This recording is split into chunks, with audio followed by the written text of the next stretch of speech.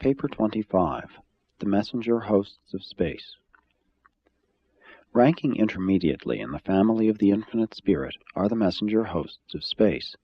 These versatile beings function as the connecting links between the higher personalities and the ministering spirits. The messenger hosts include the following orders of celestial beings. 1. Havona Servitals. 2. Universal Conciliators. 3. Technical Advisors. 4. Custodians of Records on Paradise. 5. Celestial Recorders. 6. Morontia Companions. 7. Paradise Companions. Of the 7 groups enumerated, only 3, Servitals, Conciliators, and Morontia Companions, are created as such. The remaining 4 represent attainment levels of the angelic orders. In accordance with inherent nature and attained status, the messenger hosts variously serve in the universe of universes, but always subject to the direction of those who rule the realms of their assignment.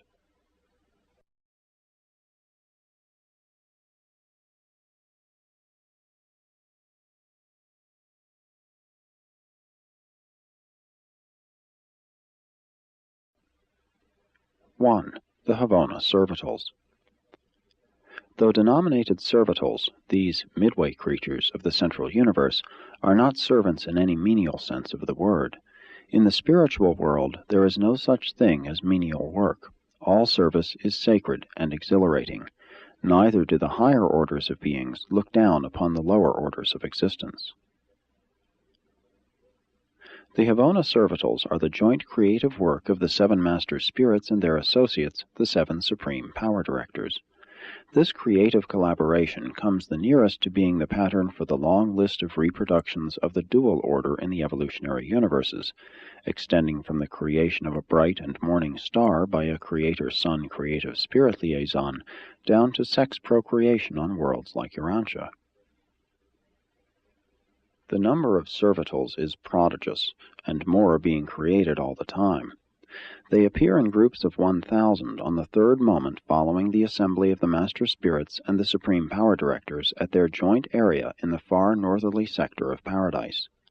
Every 4th servital is more physical in type than the others, that is, out of each 1,000, 750 are apparently true to spirit type, but 250 are semi-physical in nature. These 4th creatures are somewhat on the order of material beings, material in the Havona sense, resembling the physical power directors more than the Master Spirits. In personality relationships, the spiritual is dominant over the material, even though it does not now so appear on Urantia, and in the production of Havona Servitals, the law of spirit dominance prevails. The established ratio yields 3 spiritual beings to 1 semi-physical. The newly created servitals, together with newly appearing graduate guides, all pass through the courses of training which the senior guides continuously conduct on each of the 7 Havona circuits. Servitals are then assigned to the activities for which they are best adapted, and since they are of 2 types, spiritual and semi-physical, there are few limits to the range of work these versatile beings can do. The higher or spirit groups are assigned selectively to the services of the Father, the Son, and the Spirit, and to the work of the 7 Master Spirits. In large numbers they are dispatched from time to serve on the study worlds encircling the headquarters spheres of the 7 super-universes, the worlds devoted to the final training and spiritual culture of the ascending souls of time, who are preparing for advancement to the circuits of Havona. Both spirit servitals and their more physical fellows are also designated assistants and associates of the graduate guides in helping and instructing the various orders of ascending creatures who have attained Havona and who seek to attain Paradise. The Havona Servitals and the graduate guides manifest a transcendent devotion to their work and a touching affection for one another, an affection which, while spiritual, you could only understand by comparison with the phenomenon of human love.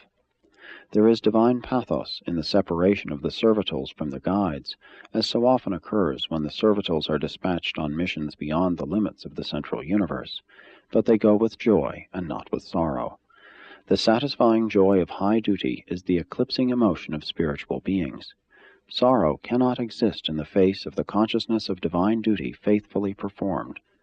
And when man's ascending soul stands before the Supreme Judge, the decision of eternal import will not be determined by material successes or quantitative achievements.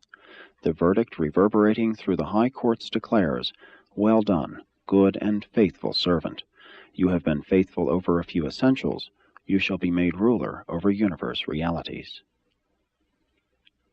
On super-universe service, the Havona servitals are always assigned to that domain presided over by the Master Spirit whom they most resemble in general and special spirit prerogatives. They serve only on the educational worlds surrounding the capitals of the 7 super-universes, and the last report of Uversa indicates that almost 138 billion servitals were ministering on its 490 satellites. They engage in an endless variety of activities in connection with the work of these educational worlds, comprising the super-universities of the super-universe Vorvanton.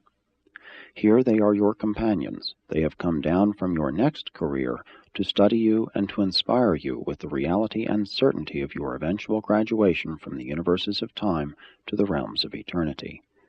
And in these contacts, the servitals gain that preliminary experience of ministering to the ascending creatures of time, which is so helpful in their subsequent work on the Havona circuits as associates of the graduate guides, or, as translated servitals, as graduate guides themselves.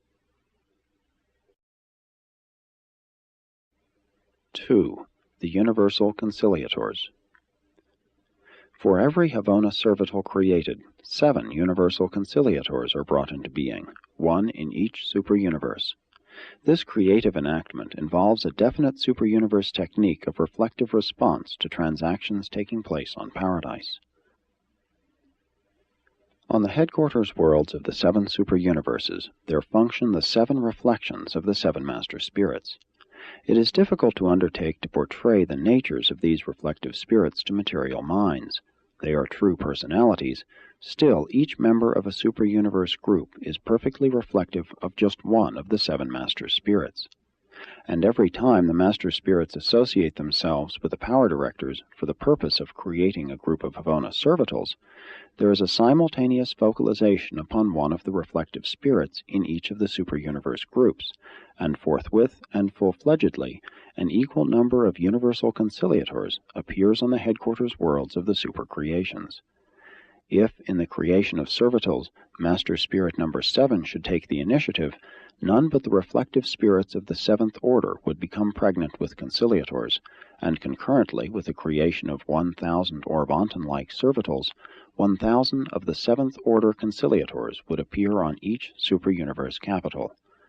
Out of these episodes, reflecting the 7-fold nature of the Master Spirits, arise the 7 created orders of conciliators serving in each super-universe. Conciliators of pre-paradise status do not serve interchangeably between super-universe, being restricted to their native segments of creation. Every super-universe core, embracing 1/7 of each created order, therefore spends a very long time under the influence of one of the Master Spirits, to the exclusion of the others, for while all 7 are reflected on the super-universe capitals, only one is dominant in each super-creation. Each of the 7 super-creations is actually pervaded by that one of the Master Spirits who presides over its destinies. Each super-universe thus becomes like a gigantic mirror reflecting the nature and character of the supervising Master Spirit, and all of this is further continued in every subsidiary local universe by the presence and function of the creative Mother Spirits.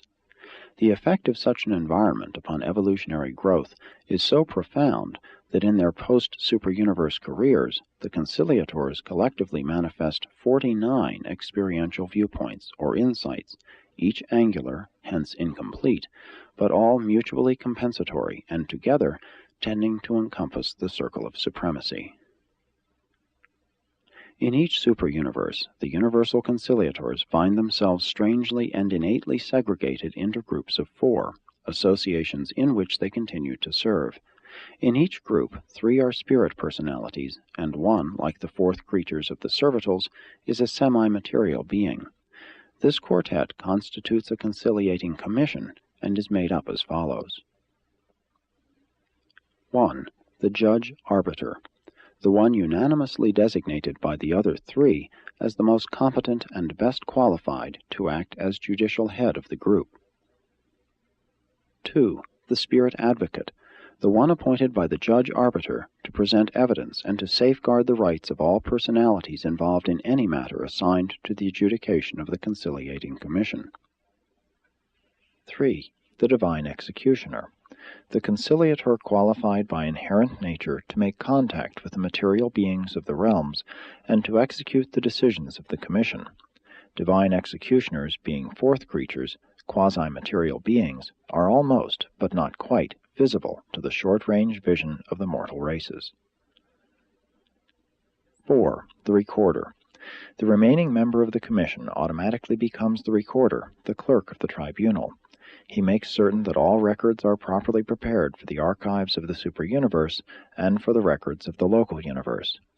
If the commission is serving on an evolutionary world, a third report, with the assistance of the executioner, is prepared for the physical records of the system government of jurisdiction.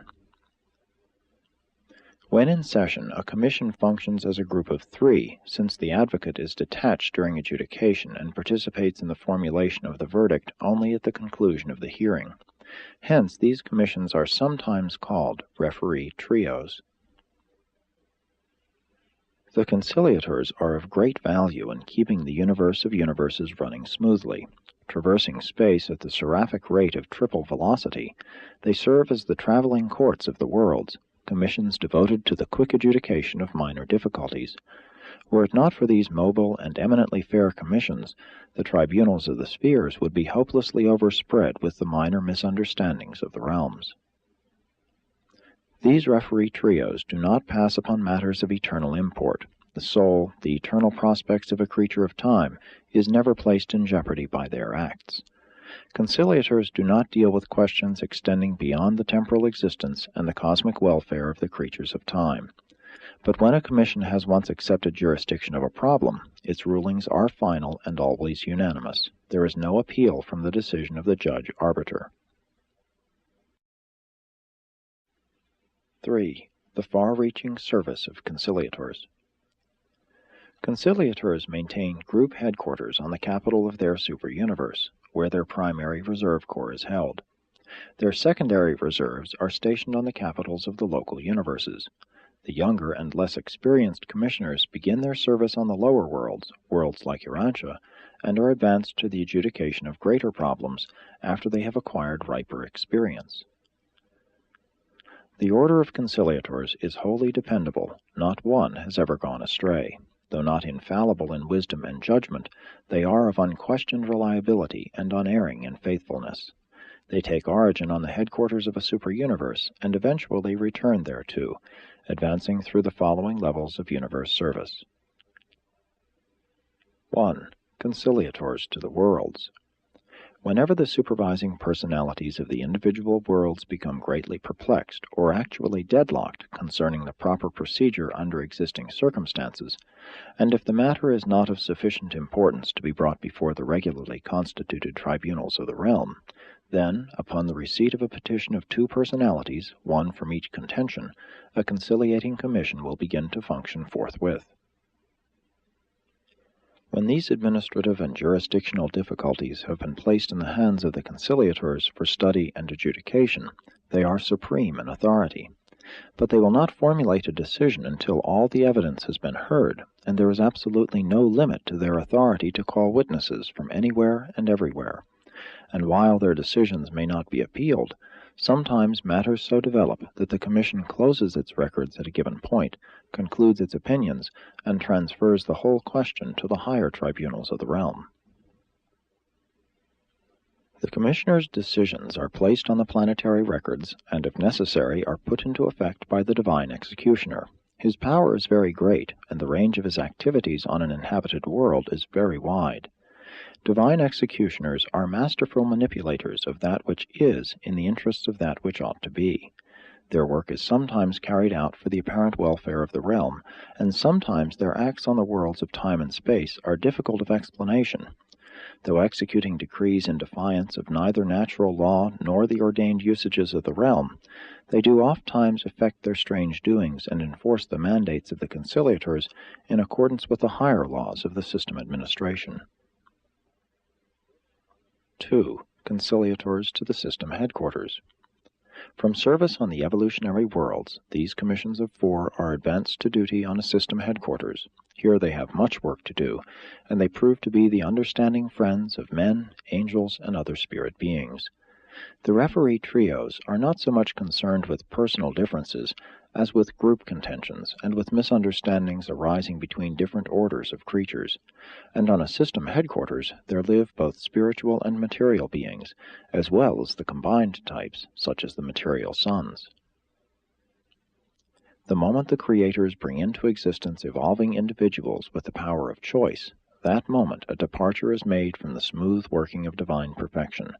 Misunderstandings are certain to arise, and provision for the fair adjustment of these honest differences of viewpoint must be made. We should all remember that the all-wise and all-powerful creators could have made the local universes just as perfect as Havona. No conciliating commissions need function in the central universe. But the creators did not choose in their all-wisdom to do this. And while they have produced universes which abound in differences and teem with difficulties, they have likewise provided the mechanisms and the means for composing all these differences and for harmonizing all this seeming confusion. 3. The Constellation Conciliators. From service in the systems, the conciliators are promoted to the adjudication of the problems of a constellation, taking up the minor difficulties arising between its 100 systems of inhabited worlds. Not many problems developing on the constellation headquarters fall under their jurisdiction, but they are kept busy going from system to system, gathering evidence and preparing preliminary statements. If the contention is honest, if the difficulties arise out of sincere differences of opinion and honest diversity of viewpoints, no matter how few persons may be involved, no matter how apparently trivial the misunderstanding, a conciliating commission can always be had to pass upon the merits of the controversy. 4. Conciliators to the local universes. In this larger work of a universe, the commissioners are of great assistance to both the Melchizedeks and the magisterial sons, and to the constellation rulers and the hosts of personalities concerned with the coordination and administration of the 100 constellations. The different orders of seraphim and other residents of the headquarters spheres of a local universe also avail themselves of the help and decisions of the referee trios. It is almost impossible to explain the nature of those differences which may arise in the detailed affairs of a system, a constellation, or a universe. Difficulties do develop, but they are very unlike the petty trials and travails of material existence as it is lived on the evolutionary worlds. 5. Conciliators to the superuniverse minor sectors. From the problems of local universes, the commissioners are advanced to the study of questions arising in the minor sectors of their superuniverse. The farther they ascend inward from the individual planets, the fewer are the material duties of the divine executioner. Gradually he assumes a new role of mercy-justice interpreter, at the same time, being quasi-material, keeping the commission as a whole in sympathetic touch with the material aspects of its investigations. 6. Conciliators to the superuniverse major sectors. The character of the work of the commissioners continues to change as they advance. There is less and less of misunderstanding to adjudicate, and more of mysterious phenomena to explain and interpret. From stage to stage they are evolving from arbiters of differences to explainers of mysteries, judges evolving to interpretive teachers. Arbiters of those who through ignorance permit difficulties and misunderstandings to arise, they once were, but they now are becoming instructors of those who are sufficiently intelligent and tolerant to avoid clashes of mind and wars of opinions. The higher a creature's education, the more respect he has for the knowledge, experience, and opinions of others. 7. Conciliators to the superuniverse. Here the conciliators become coordinate, 4 mutually understood and perfectly functioning arbiter-teachers. The divine executioner is divested of retributive power and becomes the physical voice of the spirit trio. By this time, these counselors and teachers have become expertly familiar with most of the actual problems and difficulties encountered in the conduct of super-universe affairs. Thus they become wonderful advisors and wise teachers of the ascending pilgrims who are in residence on the educational spheres surrounding the headquarters worlds of the super-universes. All conciliators serve under the general supervision of the Ancients of Days and under the immediate direction of the Image Aids, until such time as they are advanced to Paradise. During the Paradise sojourn, they report to the Master Spirit who presides over the super-universe of their origin. The super-universe registries do not enumerate those conciliators who have passed beyond their jurisdiction, and such commissions are widely scattered through the grand universe.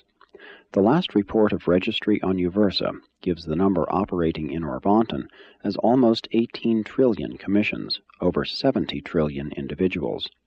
But these are only a very small fraction of the multitude of conciliators that have been created in Orvonton. That number is of an altogether higher magnitude, and is the equivalent of the total number of Havona servitals, with allowances for the transmutation into graduate guides. From time to time, as the numbers of the super-universe conciliators increase, they are translated to the Council of Perfection on Paradise, from which they subsequently emerge as the coordinating core evolved by the Infinite Spirit for the universe of universes, a marvelous group of beings which is constantly increasing in numbers and efficiency. By experiential ascent and Paradise training, they have acquired a unique grasp of the emerging reality of the Supreme Being, and they roam the universe of universes on special assignment. The members of a conciliating commission are never separated. A group of 4 forever serve together just as they were originally associated. Even in their glorified service, they continue to function as quartets of accumulated cosmic experience and perfected experiential wisdom. They are eternally associated as the embodiment of the supreme justice of time and space. 4. Technical Advisors. These legal and technical minds of the spirit world were not created as such. From the early Supernaphim and Omniaphim, 1 million of the most orderly minds were chosen by the Infinite Spirit as the nucleus of this vast and versatile group.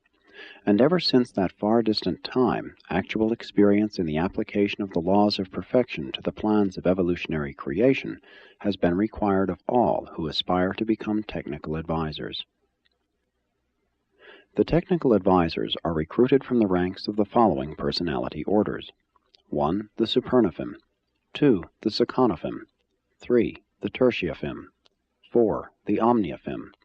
5. The Seraphim. 6. Certain types of ascending mortals. 7.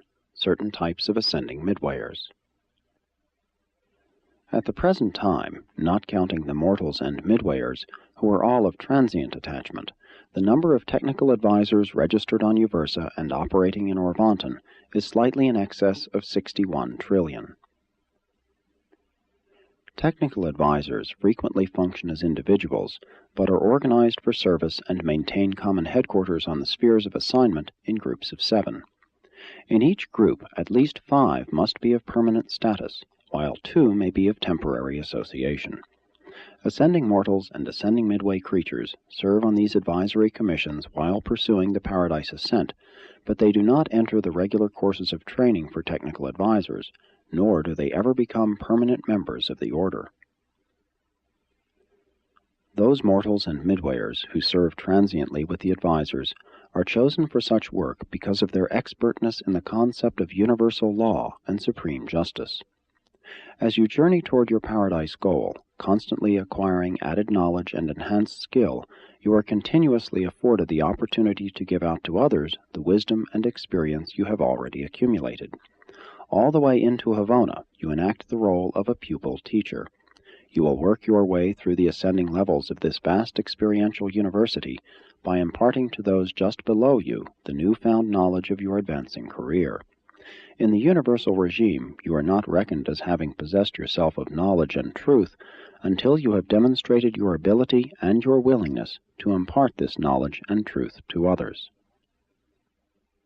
After long training and actual experience, any of the ministering spirits above the status of cherubim are permitted to receive permanent appointment as technical advisors. All candidates voluntarily enter this order of service, but having once assumed such responsibilities, they may not relinquish them. Only the Ancients of Days can transfer these advisors to other activities.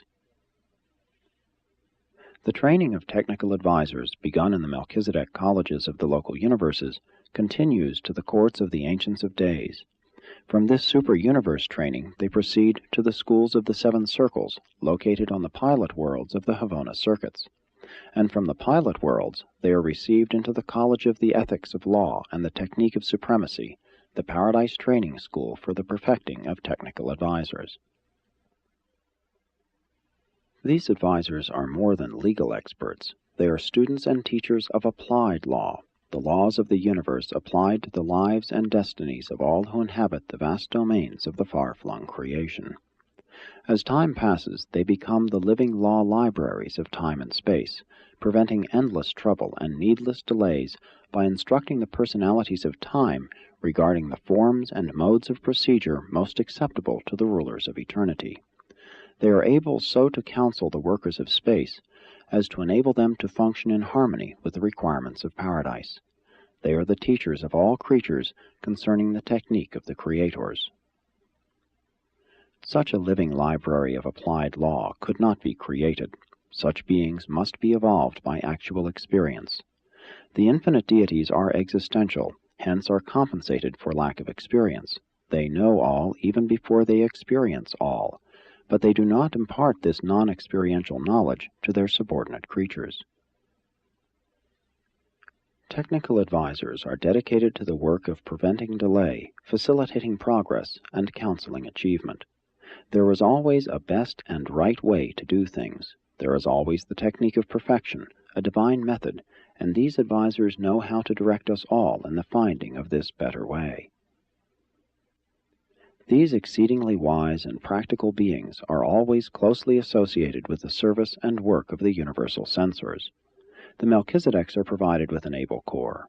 The rulers of the systems, constellations, universes, and super-universe sectors are all bountifully supplied with these technical or legal reference minds of the spiritual world.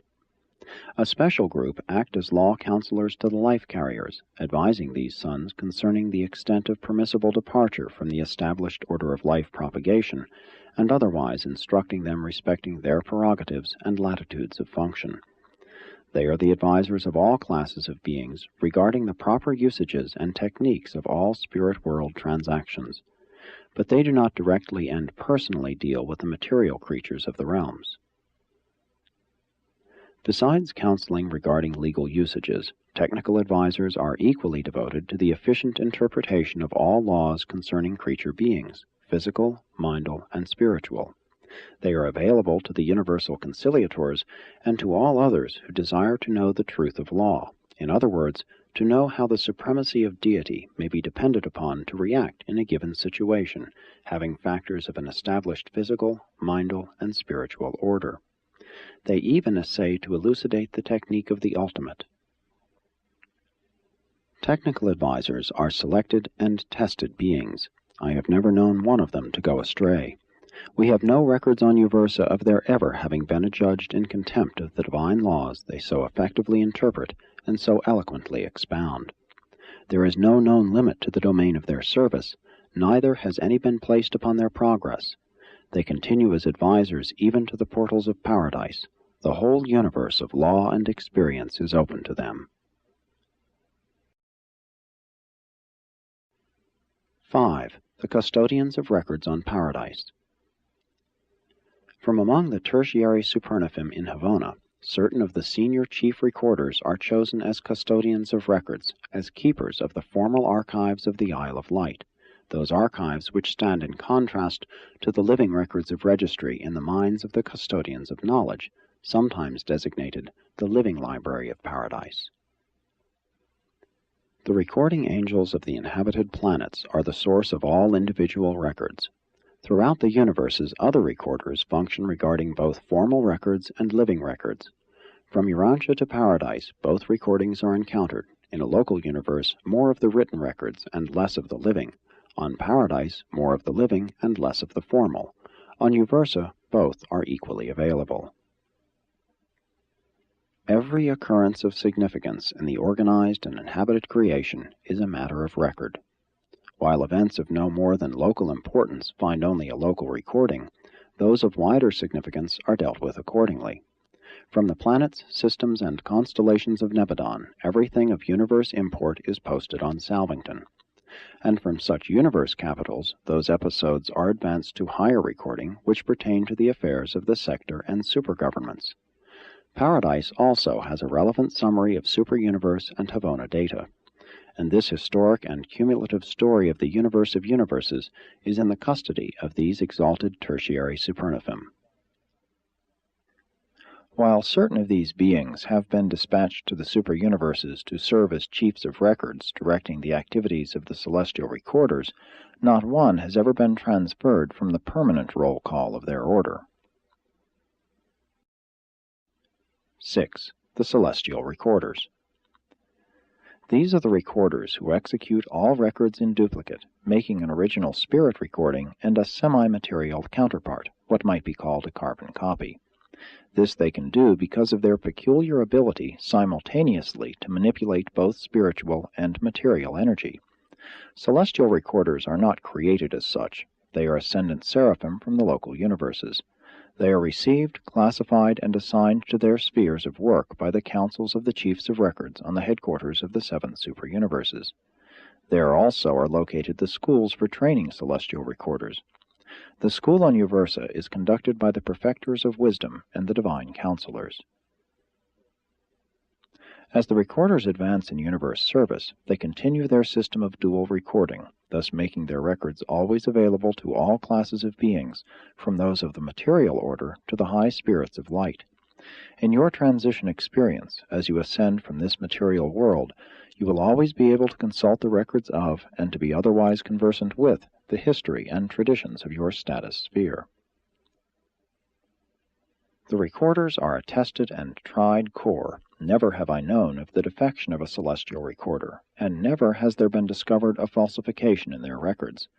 They are subjected to a dual inspection, their records being scrutinized by their exalted fellows from Uversa, and by the mighty messengers, who certify to the correctness of the quasi-physical duplicates of the original spirit records. While the advancing recorders stationed on the subordinate spheres of record in the Orvontan universes number trillions upon trillions, those of attained status on Uversa are not quite 8 million in number. These senior or graduate recorders are the superuniverse custodians and forwarders of the sponsored records of time and space. Their permanent headquarters are in the circular abodes surrounding the area of records on Uversa. They never leave the custody of these records to others. As individuals they may be absent, but never in large numbers. Like those Supernifim who have become custodians of records, the corps of celestial recorders is of permanent assignment. Once Seraphim and Supernifim are mustered into these services, they will respectively remain celestial recorders and custodians of records until the day of the new and modified administration of the full personalization of God the Supreme. On Uversa, these senior celestial recorders can show the records of everything of cosmic import in all Orvontan since the far distant times of the arrival of the Ancients of Days, while on the Eternal Isle, the custodians of records guard the archives of that realm which testify to the transactions of Paradise since the times of the personification of the Infinite Spirit. 7. The Morontia Companions. These children of the local universe Mother Spirits are the friends and associates of all who live the ascending Morontia life. They are not indispensable to an ascender's real work of creature progression, neither do they in any sense displace the work of the seraphic guardians, who often accompany their mortal associates on the Paradise journey. The Morontia Companions are simply gracious hosts to those who are just beginning the long inward ascent. They are also skillful play sponsors, and are ably assisted in this work by the reversion directors. Though you will have earnest and progressively difficult tasks to perform on the Morontia training worlds of Nebadon, you will always be provided with regular seasons of rest and reversion. Throughout the journey to paradise, there will always be time for rest and spirit play, and in the career of light and life, there is always time for worship and new achievement. These Morontia companions are such friendly associates that, when you finally leave the last phase of the Morontia experience, as you prepare to embark upon the super-universe spirit adventure, you will truly regret that these companionable creatures cannot accompany you, but they serve exclusively in the local universes. At every stage of the ascending career, all contactable personalities will be friendly and companionable, but not until you meet the Paradise Companions will you find another group so devoted to friendship and companionship. The work of the Morontia Companions is more fully depicted in those narratives dealing with the affairs of your local universe. 8. The Paradise Companions. The Paradise Companions are a composite or assembled group, recruited from the ranks of the Seraphim, Seconophim, Supernophim, and Omniophim. Though serving for what you would regard as an extraordinary length of time, they are not of permanent status. When this ministry has been completed, as a rule, but not invariably, they return to those duties they performed when summoned to paradise service. Members of the angelic hosts are nominated for this service by the local universe mother spirits, by the super-universe reflective spirits, and by Majeston of Paradise. They are summoned to the central isle and are commissioned as Paradise Companions by one of the 7 master spirits. Aside from permanent status on Paradise, this temporary service of Paradise companionship is the highest honor ever conferred upon the ministering spirits. These selected angels are dedicated to the service of companionship and are assigned as associates to all classes of beings who may chance to be alone on Paradise, chiefly to the ascendant mortals, but also to all others who are alone on the central isle. Paradise Companions have nothing especial to accomplish in behalf of those with whom they fraternize. They are simply companions. Almost every other being you mortals will encounter during your paradise sojourn, aside from your fellow pilgrims, will have something definite to do with you or for you, but these companions are assigned only to be with you and to commune with you as personality associates. They are often assisted in their ministry by the gracious and brilliant paradise citizens. Mortals come from races that are very social. The creators well know that it is not good for man to be alone, and provision is accordingly made for companionship, even on Paradise. If you, as an ascendant mortal, should reach Paradise in the company of the companion or close associate of your earthly career, or if your seraphic guardian of destiny should chance to arrive with you, or were waiting for you, then no permanent companion would be assigned you. But if you arrive alone, a companion will certainly welcome you as you awaken on the Isle of Light from the terminal sleep of time. Even if it is known that you will be accompanied by someone of ascendant association, temporary companions will be designated to welcome you to the eternal shores, and to escort you to the reservation made ready for the reception of you and your associates. You may be certain of being warmly welcomed when you experience the resurrection into eternity on the everlasting shores of Paradise. Reception companions are assigned during the terminal days of the Ascender's sojourn on the last circuit of Avona, and they carefully examine the records of mortal origin and eventful ascent through the worlds of space and the circles of Avona. When they greet the mortals of time, they are already well versed in the careers of these arriving pilgrims, and immediately prove to be sympathetic and intriguing companions. During your pre-finaliter sojourn on Paradise, if for any reason you should be temporarily separated from your associate of the ascending career, mortal or seraphic, a Paradise companion would be forthwith assigned for counsel and companionship. When once assigned to an ascendant mortal of solitary residence on Paradise, the companion remains with this person until he either is rejoined by his ascendant associates or is duly mustered into the corps of the finality. Paradise companions are assigned in order of waiting, except that an ascender is never placed in the charge of a companion whose nature is unlike his super-universe type. If a Urantia mortal were arriving on Paradise today, there would be assigned to him the first waiting companion either of origin in Orvonton or otherwise of the nature of the 7th Master Spirit. Hence the Omniophim serve not with the ascendant creatures from the 7 super-universes. Many additional services are performed by the Paradise Companions. If an ascending mortal should reach the central universe alone, and while traversing Havona, should fail in some phase of the deity adventure, in due course he would be remanded to the universes of time, and forthwith a call would be made to the reserves of the Paradise Companions.